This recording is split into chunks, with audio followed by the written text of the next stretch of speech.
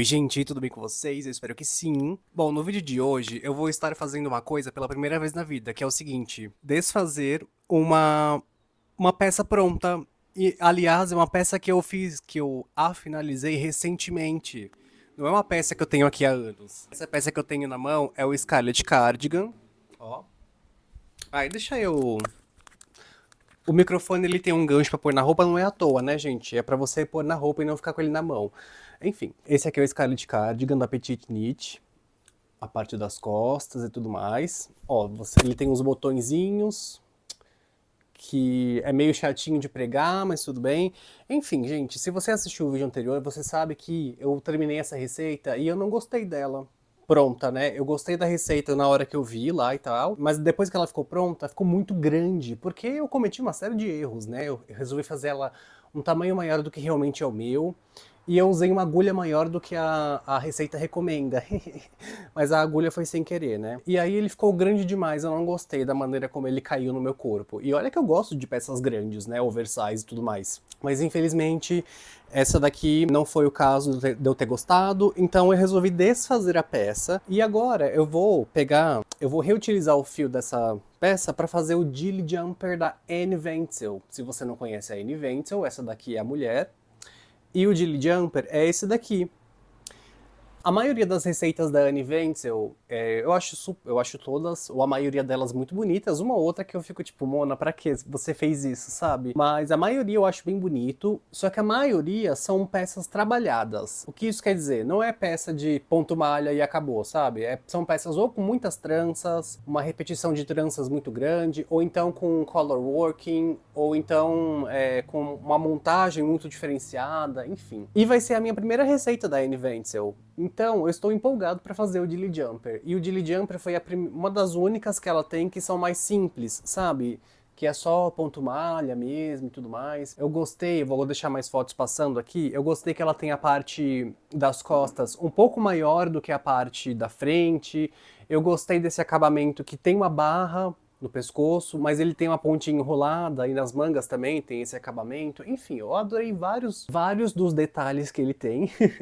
E eu estou empolgadíssimo e ansioso para fazer essa receita. Faz semanas que eu estou empolgado para começar essa receita, né?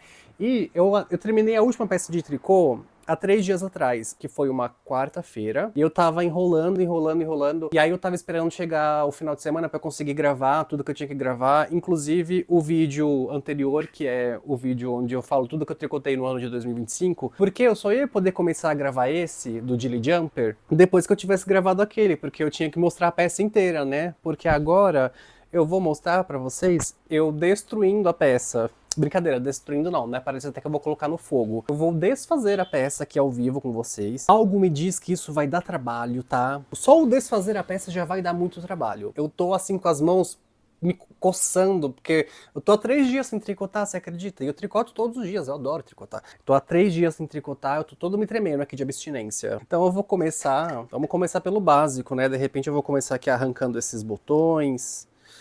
Vamos ver se vai dar certo.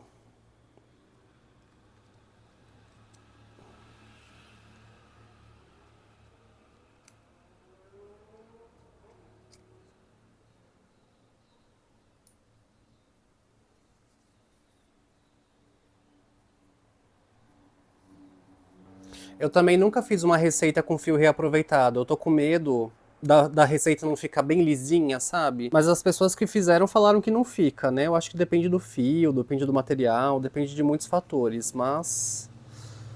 Ai, meu Deus.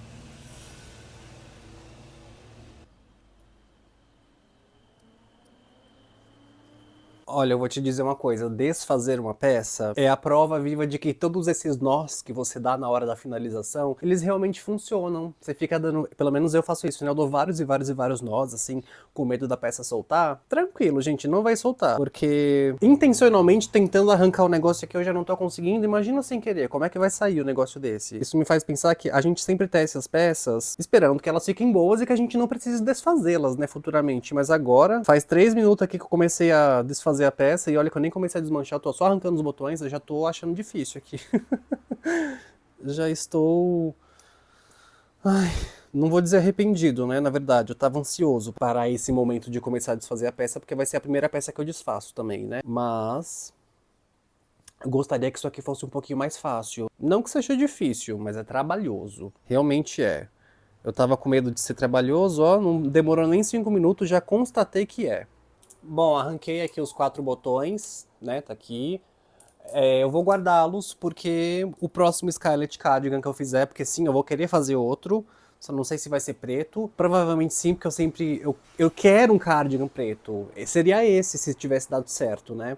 Mas enfim, eu vou guardar aqui os botões. Aí agora vamos de fato começar o desmanche da peça. Eu vou começar desfazendo o front packlet, que foi pensando assim no processo de tricotar, foi a última coisa que eu fiz. Então eu vou fazer o processo reverso. Tesourita.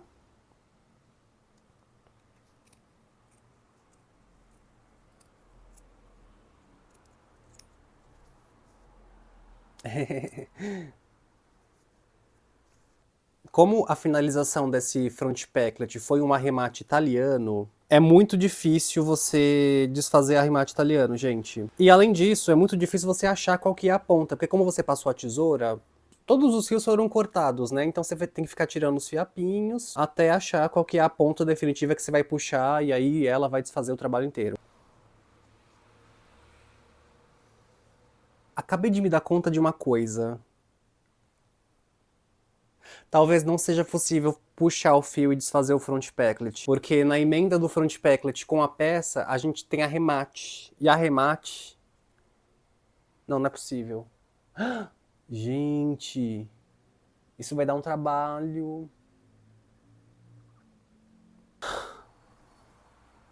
Ah, não. Ufa, sabe? Não vou precisar... Nossa, que claridade tá aqui. Ah, eu não vou diminuir a exposição, vou só vir um pouquinho mais pra cá. Nossa, eu tô parecendo o Edward do Crepúsculo. Gente, não vai precisar... Ai, por um milésimo de segundo eu levei um susto. Eu achei que eu ia ter que... ia ser muito mais difícil, mas não foi. Vamos ver quanto de novelo vai dar pra fazer só com esse front packlet, que eu lembro que pra fazer toda essa volta aqui inteira foi quase que um novelo inteiro, viu? Então, vamos ver aqui. Ai, meu Deus. Aí, gente, olha isso. Tá vendo que o fio fica parecendo um miojinho? Eu quero novelar tudo de uma vez, porque depois de novelado, o fio vai ficar um pouquinho esticadinho assim. Então eu quero que ele acostume-se a ser esticado de novo, depois de novelado, porque não dá pra fazer um trabalho bonito com o fio nesse jeito aqui, né? Todo enrugadinho. Nada contra os enrugadinhos, mas... né? Botei aqui.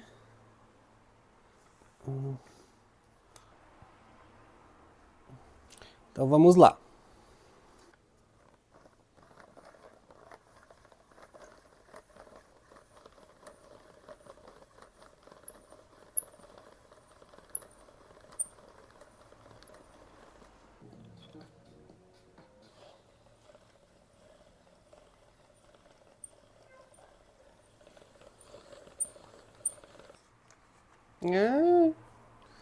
Tá muito difícil. Meu Deus, toda hora o fio aqui, ele prende. Gente, eu vou ter que quebrar o fio, pela primeira vez. Porque tem uma parte aqui que ele desfiou, sabe? Enfim, mas o que é que eu vou fazer? Eu vou dar um nozinho só e seguir a vida. Aí depois, quando eu tiver tecendo a peça, chegando nesse nó eu só corto ele, sei lá, dou um jeito. Eu me viro. Mas isso vai ser um problema por frego do futuro. Ó, a primeira parte da desfação, como é que é? Do desmonte, sei lá, deu isso aqui, só o front packlet. Eu odeio o caminhão. Aí é bem difícil puxar assim. Não, não é tão difícil. Ai, não era pra desfazer tanto. Bom, o primeiro novelinho ficou assim, tá? E isso aqui foi só o novelinho do front packlet. E aqui está o cardigan sem o front packlet. O que a gente faz agora? Acho que agora, talvez eu desfaça as mangas, né?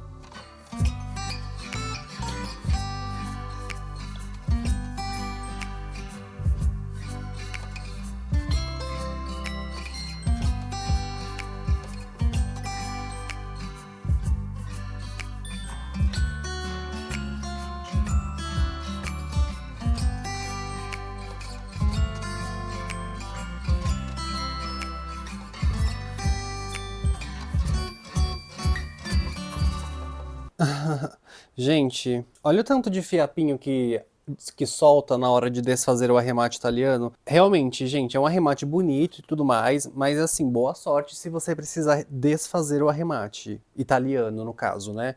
Não é como o arremate comum, aquele mais comumzinho que você vai sobrepondo um ponto no outro, aquilo lá você puxa e ele desfaz.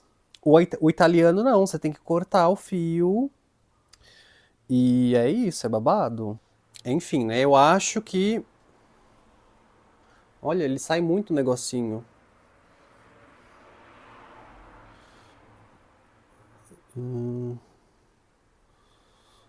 Então tá, né? Ó, acho que já achei o fio da meada aqui. Nem é essa aqui o sentido, o verdadeiro sentido da expressão, né? O fio da meada seria da meada do novelo. Enfim, mas eu achei o fio do trabalho aqui, ó. O fio original daqui. Então vamos. Ai. Vamos desfazer a manga. Eu acho que a manga vai dar um novelo bem grandão, pelo menos o dobro desse daqui. Vocês não estão vendo, mas eu estou usando o meu dedão do pé como apoio pro fio correr. Funciona mais ou menos como esse arame aqui, só que a longa distância, pro fio dar essa esticadinha. Enfim, acho que vocês entenderam. É, esqueci o nome disso. É tensor, é. Eu tô usando o meu dedão do pé como tensor.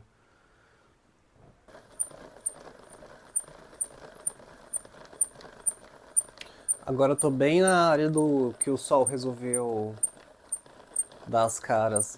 Ficou uma iluminação bonita, né, gente? Ó. Enfim, gente, eu acho que eu vou terminar de desfazer aqui, não vou ficar filmando, só vou filmar de novo agora quando eu for começar a peça, né? Porque até eu terminar tudo isso aqui, pode ser que leve o resto da tarde inteira. E aí vocês vão ficar entediados. Então até já.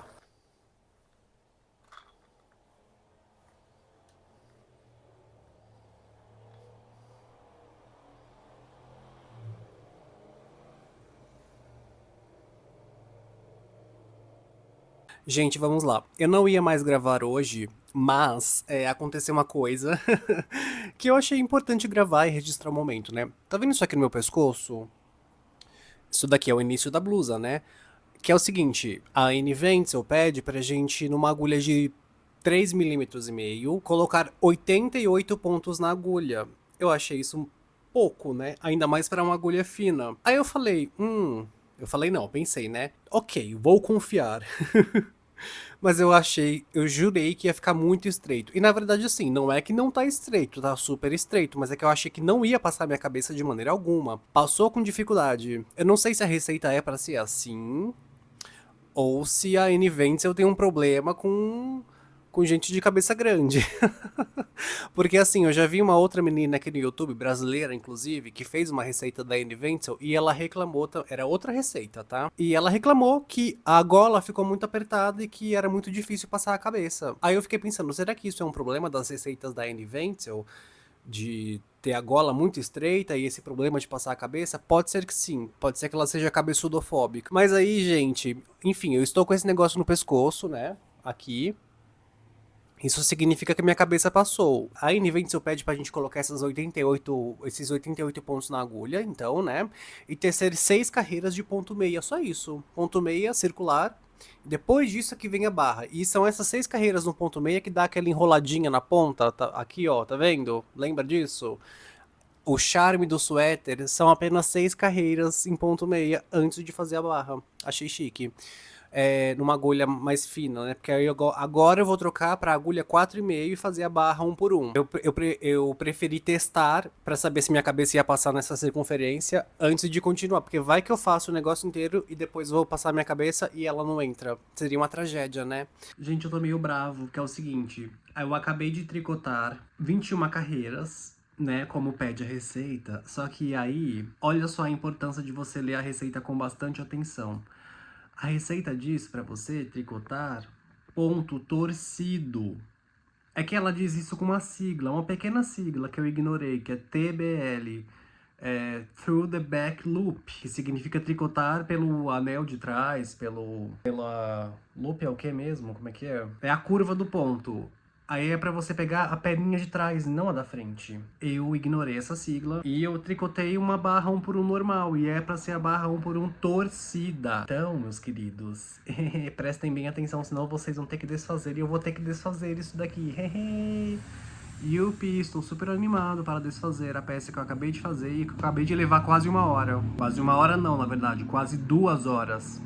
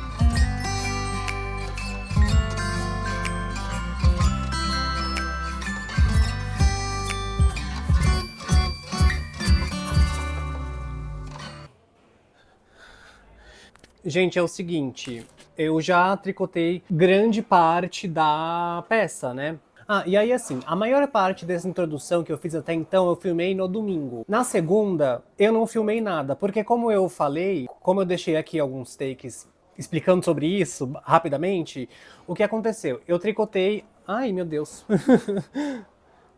Eu tricotei a gola inteira na barra 1x1 normal. Só que não é a barra 1x1 normal. Depois que eu tricotei, que eu tinha tricotado a gola inteira, eu fui ver que na verdade era a barra 1x1 torcida. Eu esqueci esse detalhe e aí eu tive que refazer. Eu passei a segunda-feira inteira. Inteira não, né? A parte que eu tinha disponível da segunda-feira, que é só a noite, porque de dia eu tava trabalhando, eu passei a noite inteira, né? Das 7 da noite até as 11 da noite, tricotando a nova barra 1x1 torcida. E aí eu não filmei nada porque, enfim, né, não seria novidade. E eu tava irritado também.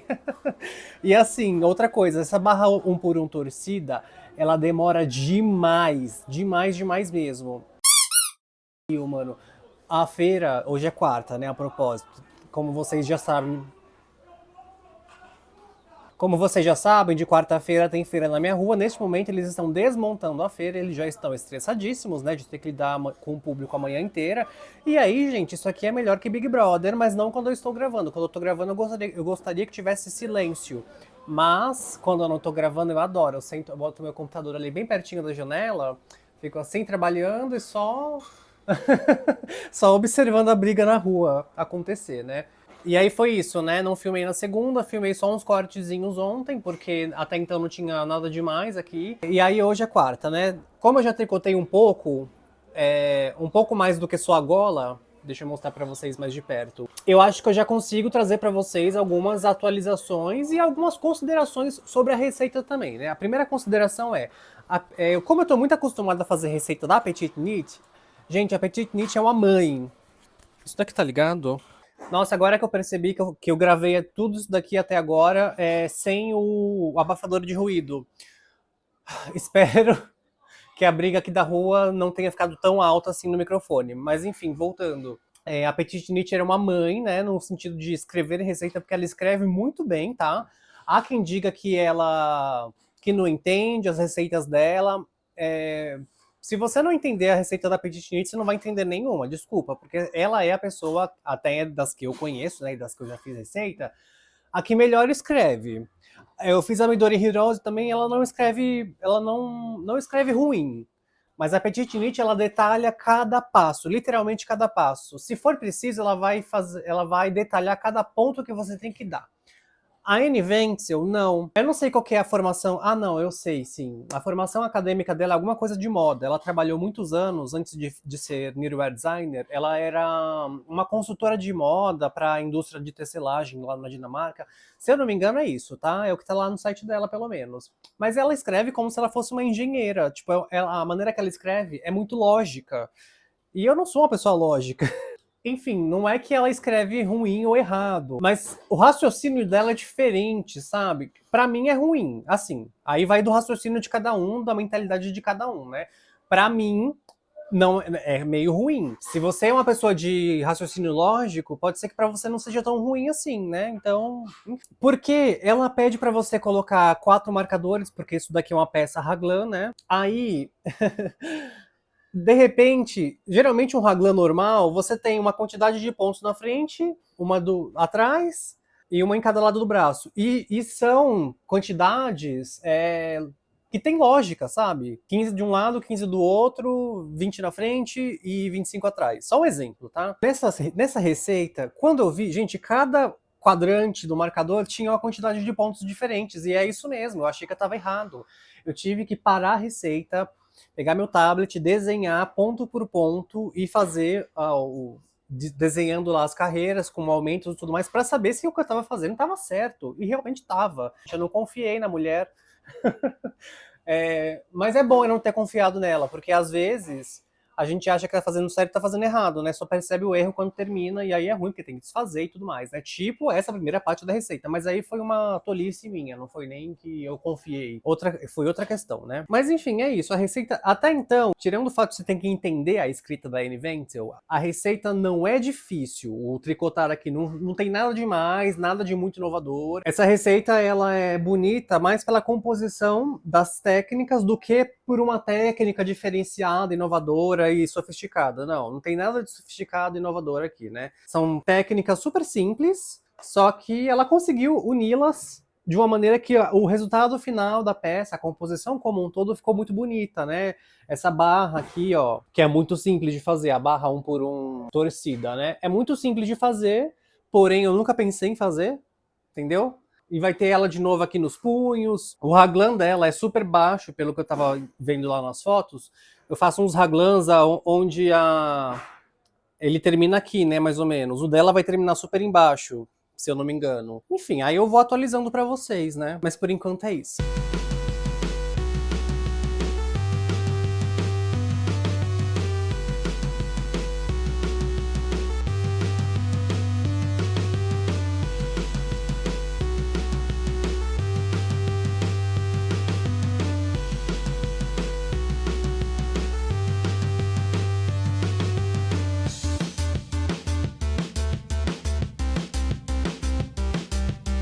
Gente, é o seguinte, o meu trabalho está assim. Eu fiquei uns dias sem gravar, gente, desculpa. Mas é porque assim, não teria o que eu relatar aqui. Porque eu cheguei numa parte que era só fazer aumento. Então a gente fazia aumento, 2 aumentos em cada um dos 4 marcadores, né? E aí, cadê? Vocês conseguem ver? Um aqui, 2, 3, cadê o quarto? Aqui, 4. E aí, chegou o momento, depois de fazer aumento, uma carreira sim, uma carreira não, em cada um dos 4 marcadores, 2 aumentos a propósito em cada um dos 4, a gente chegou numa outra parte onde fazia esse aumento apenas na frente e atrás a cada 4 carreiras e em todos os marcadores a cada 4 carreiras também. Era basicamente assim, carreira 1, aumento em todos os marcadores, carreira 2 não aumenta nada, carreira 3 aumenta só na parte da frente e na parte de trás. Carreira 4 não aumenta nada. E aí tinha que repetir essa sequência por umas 8 vezes, o que daria 32 carreiras, E aí, enfim, eu estou aqui tricotando a 32ª carreira. E aí, gente, após isso, eu finalmente vou conseguir fechar o corpo. Fechar o corpo parece que eu tô falando alguma coisa espiritual, né? Não, eu vou conseguir separar os pontos das mangas e os pontos do corpo. Vou pegar esse próprio fiozinho aqui das agulhas intercambiáveis. Tem uns que são pequenininhos. Eu costumo colocar as mangas em espera nesses fios.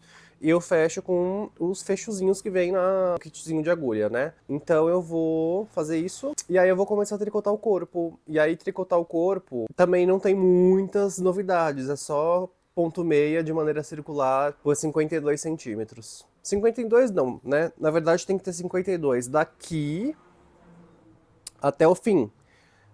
E aqui já tem, sei lá, uns 25. Então eu vou ter que tricotar outro tamanho igualzinho a esse e uns 5, 6, 7 centímetros a mais. O que vai dar tudo certo. Assim, não achei que tá indo devagar, mas também não tá indo rápido. Eu acho que eu tô tricotando assim numa velocidade bem normal. De normal para rápida, porque eu faço no método continental, né? E o método continental, a gente sabe que ele costuma ser mais rápido do que você tricotar da maneira inglesa, né? A propósito, gente, não sei se vocês... Pra quem já tricotou peças da Petite, minha íntima, né, a Petite, é que eu nunca vi a Anne Wenzel, os vídeos auxiliares da Anne Wenzel, então eu não sei como que ela tricota, mas a Petite que tricota de uma maneira que eu descobri depois que se chama método norueguês, né? E, gente, é muito estranho esse método. O ponto meia é igual ao do método continental. O ponto tricô é muito estranho. Eu não sei quais são os benefícios de tricotar no método norueguês. Com certeza deve ter benefício, porque se não tivesse, não valeria a pena, porque é umas voltas muito loucas que eles fazem na agulha. Eu acho que o que compensa mais pra mim mesmo é o método continental, porque ele é rápido, ele dá um pouquinho mais de tendinite do que o método inglês, por exemplo. Então, assim, se o método norueguês não der tendinite, isso daí já é uma vantagem, né? Mas ele não é tão rápido quanto o método continental. Pelo menos eu acho que não, né? Pelo menos eu não consegui tricotar rápido, porque talvez é porque eu não tenho experiência. Mas será que uma pessoa com experiência consegue tricotar mais rápido no norueguês do que no continental? Fica aí a dúvida, né? A propósito, aqui atrás, eu estou tentando subir o próximo vídeo, o vídeo que vocês viram anteriormente no YouTube, o vídeo do Terrazzo Hatch, que depois eu descobri que se chama Terrazzo, não é Terrazzo, é Terrazzo Hatch. Mas assim, né, gente, terrazzo, aqui pro Brasil, cá entre nós é terrazzo. E aí, gente, é o seguinte, hoje é domingo, né, é o dia que eu costumo publicar os vídeos. Eu terminei de editar esse vídeo do Terrazzo ontem, e deixei exportando, né, enquanto eu dormia. Você acredita que eu acordei e não estava nem na metade? E assim, ele não tá pesado. Aí aconteceu algum bug. Aí eu acordei hoje, desliguei o computador, deixei ele esfriar.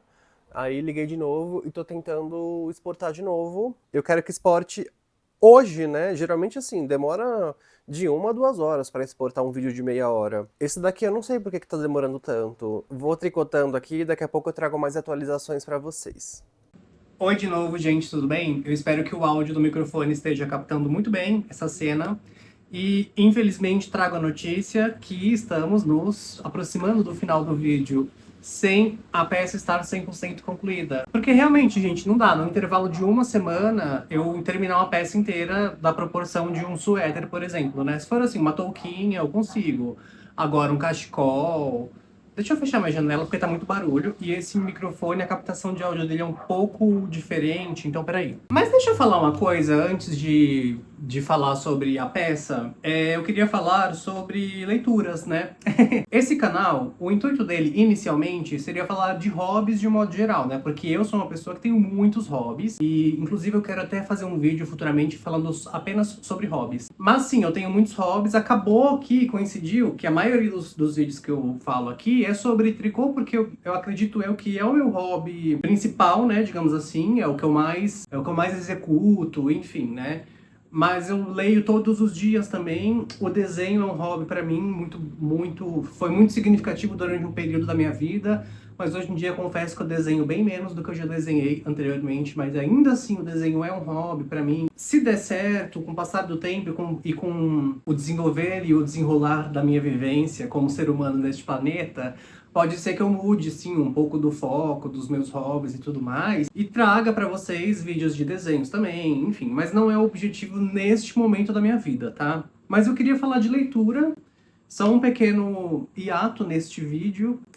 Já já eu falo sobre tricô, tá? Então, se você não gosta de leitura, primeiramente sinto muito, segundamente aguarda um pouquinho que eu já volto a falar de tricô.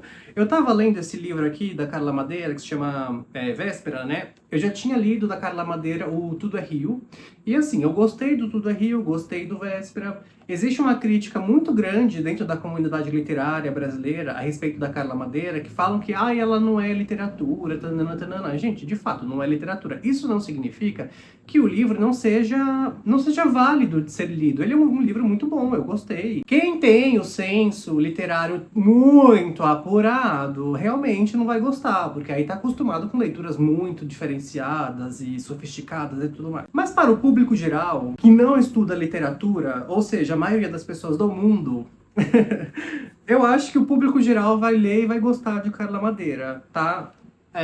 Ela escreve histórias tristes. A maioria das histórias dela são histórias muito tristes. Então, se você não gosta de bad vibes, não leia. Mas se você não se importa ou gosta de histórias de bad vibes, uma boa indicação. Aí, esse livro aqui eu dei de presente pra minha amiga, exatamente esse daqui que eu tô segurando na minha mão. Ela leu, adorou. Aí ela falou, amigo, você tem que ler. Aí ela me emprestou e eu emprestei o Tudo é Rio que eu tenho pra ela. Então a gente tá com esses livros trocados.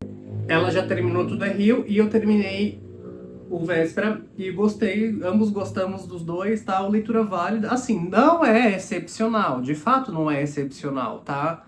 Mas uma leiturinha gostosa, fácil, assim, de ser digerida, vale a pena. Pra quem não é um mega crítico literário, vale a pena. Se você não é, e eu aposto que você não é, leia esse livro aqui. E aí uma outra amiga minha me deu de aniversário, que meu aniversário foi em janeiro, né? Ela me deu esse daqui, ó, Querida Combine. Nunca vi ninguém falar desse livro na internet. A autora é japonesa, né? Se chama Sayaka Murata, o nome da autora, ó.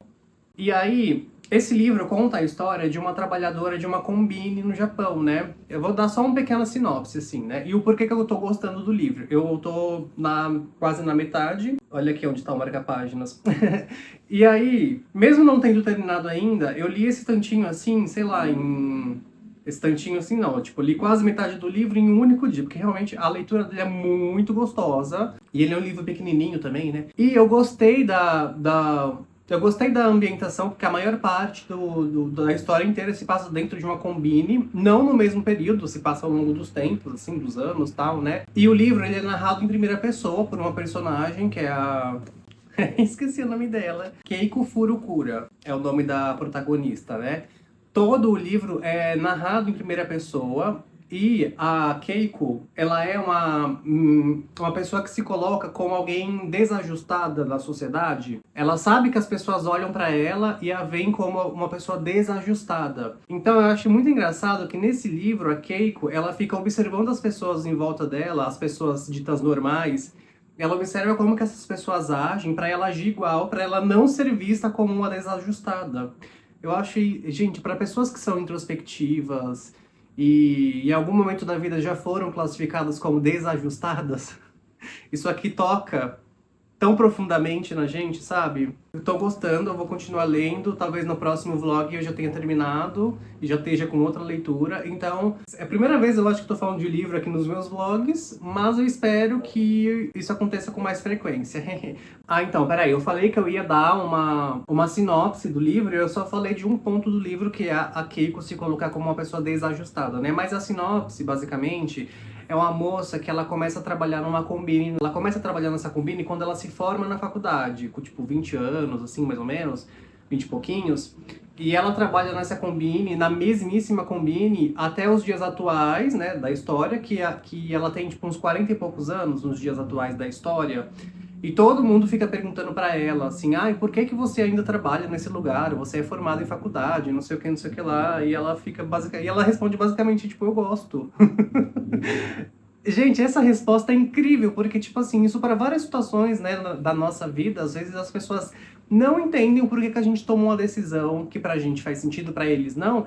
A galera não entende, não aceita que você simplesmente pode gostar de trabalhar numa combine, que você simplesmente não quer ter filhos, é outra situação, mas enfim, às vezes você não quer ter filho, e quem quer e gosta e não sei o que, não aceita que você não quer. E o contrário também, se você quer ter, quem não quer, às vezes não aceita que você quer, entendeu? E, enfim. Enfim, a vida é muito disso, né? A gente não aceita algumas coisas dos outros, os outros não aceitam algumas coisas da gente, tananã. Só isso que eu queria dizer. Então, mas aí sobre o tricô aqui, o Dilly Jumper. Gente, confesso que eu tô um pouco frustrado com ele, porque eu acho que eu já comentei, não sei se eu já comentei, acho que já, né? O fio que eu tô usando, ele é muito mais fino do que o fio que a Anne Wencel usa no trabalho original dela, né? Eu vou colocar a foto do trabalho dela aqui de novo, ó. Eu vou pôr aqui na TV. Perceba que a gola do trabalho dela é muito mais larga do que a minha. E é o seguinte, não teria como eu fazer um tamanho maior, porque ela tem os tamanhos das blusas, né? O P, o M, o G, o GG, tananã, e ela tem, enfim, tem 5 variações, se eu não me engano. Para todas as 5 variações de tamanho, o tamanho da gola é o mesmo, tá? Não tem variação de tamanho para a gola. E para as primeiras carreiras aqui, para todos os tamanhos, também não tem variação de quantidade de pontos nem nada. A quantidade de pontos só começa a variar, dependendo do tamanho, mais ou menos nessa altura do trabalho, ó. Mais ou menos aqui. Então daqui até aqui, todo mundo de todos os tamanhos vai tricotar a mesma quantidade de pontos. Daqui para baixo é que esses números variam, né? Então, a minha ficou muito mais estreita, vocês vão ver já já, do que ficou o dela. E isso me deixou um pouco frustrado, porque eu gosto de peças oversize, né? E essa daqui não tá ficando, essa daqui tá ficando justa. Entretanto, eu tô gostando dela um pouco justa porque ela tá elegante, ela tá chique. Tá uma coisa sofisticada, sabe? Pra quem... E tá um negócio preto, mais rente ao corpo. Eu acho que ficou chique, mesmo não tendo ficado do jeito que eu gostaria que tivesse ficado, que é igual dela, né? Uma coisa mais oversize e tal. Por isso que eu não vou desfazer, eu não vou tomar nenhuma ação que não seja concluir a peça. Eu vou concluir a peça, vou usar normalmente, tá bonito, não tá feio, tá bonito. Só não tá igual dela. E aí pretendo fazer outro Dilly Jumper depois desse. Não necessariamente na sequência desse, mas talvez eu tricote outra peça aí entre esse e o próximo. Já estou escolhendo a minha próxima vítima aqui no meu guarda-roupa. Algum suéter que eu já tenho que eu vou desfazer para fazer novamente. Eu já tenho um em mente aqui que eu acho que o fio vai dar certo. Porque o fio que ela usa é mais grosso do que esse daqui que eu tô usando. E eu tenho uma peça aqui com um fio mais grossinho. Eu acho que vai ser ele. Por enquanto não vou falar nada, vou guardar esse segredo. E aí você me acompanha aí para descobrir isso futuramente. Comecei a tecer uma das mangas, o corpo já está pronto. E aí eu vou vestir agora e vou mostrar para vocês. Ó, é importante que vocês vejam isso aqui, ó. A parte de trás da peça, ela é maior do que a parte da frente, ó. A parte de trás, a parte da frente. Só que isso daqui só fica bonito se a peça for oversize. A peça justa, do jeito que tá aqui, ela não fica bonito, gente. Eu vou vestir aqui e vocês vão ver o que eu tô falando. Porque ela parece que fica contornando minha bunda, sabe? Não fica um resultado legal. Eu vou sofrer um pouquinho agora porque tá meio calor aqui, então... Ai, meu Deus, espera aí. Bom, enfim, gente. A peça tá ficando assim, ó. Depois eu abaixo aqui a câmera para vocês verem como que tá ficando aqui embaixo. Mas é o seguinte, ó. Como eu falei, a peça ela tá bem justa. Não deveria estar tão justa assim. Ela deveria estar mais oversize, como é a receita original, né, da Anne Wencel.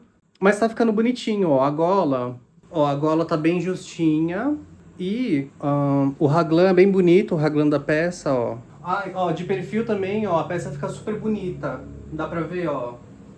Ela fica justa e com gola alta. Eu acho que dá uma valorizada na silhueta, sabe? Na silhueta das costas, da barriga não. Deixa eu abaixar a câmera agora para vocês verem como que fica. O porquê que eu não gostei do fato da parte de trás ter sido maior que a parte da frente. Acho que eu tenho que abaixar mais. Ó, deixa eu pôr isso pra dentro. Ó, gente, não fica legal. Não dá aquele destaque todo que daria se a peça fosse oversize, sabe? Então, o que eu vou fazer? Depois que eu terminar as mangas e tudo mais, eu vou desfazer essas carreiras encurtadas aqui atrás, porque isso daqui, essa parte maior, se faz com carreiras encurtadas, Eu vou desfazer as carreiras e eu vou fazer ela retinha mesmo, assim. Talvez nesse comprimento aqui da frente mesmo, um pouquinho mais curto, porque eu gosto, né, que a parte do corpo seja mais curta. Aí vai vir as mangonas bem longas, super chiques, que é do jeito que eu gosto, né? E aí eu acho que... Deixa eu voltar aqui com vocês. Oi, tudo bem? E aí o que vai acontecer? Eu vou usar um suéter que não vai ser o Dilly Jumper, vai ser um suéter feito com base no Dilly Jumper, que deveria ser do Dilly Jumper, mas que não se tornou o Dilly Jumper. E aí, futuramente, eu tricoto outro suéter que realmente será... Aí eu vou tricotar com o fio certo e tudo mais, né? E aí o futuro suéter vai se tornar o Dilly Jumper, de fato. Esse daqui vai ser outra coisa, infelizmente.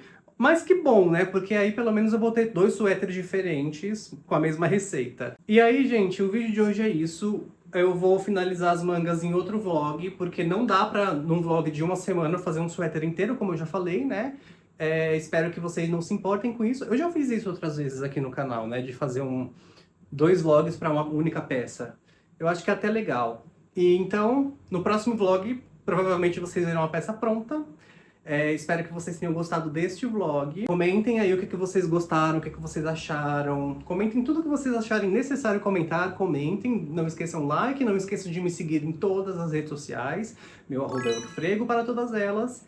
E é isso, beijos, tchau!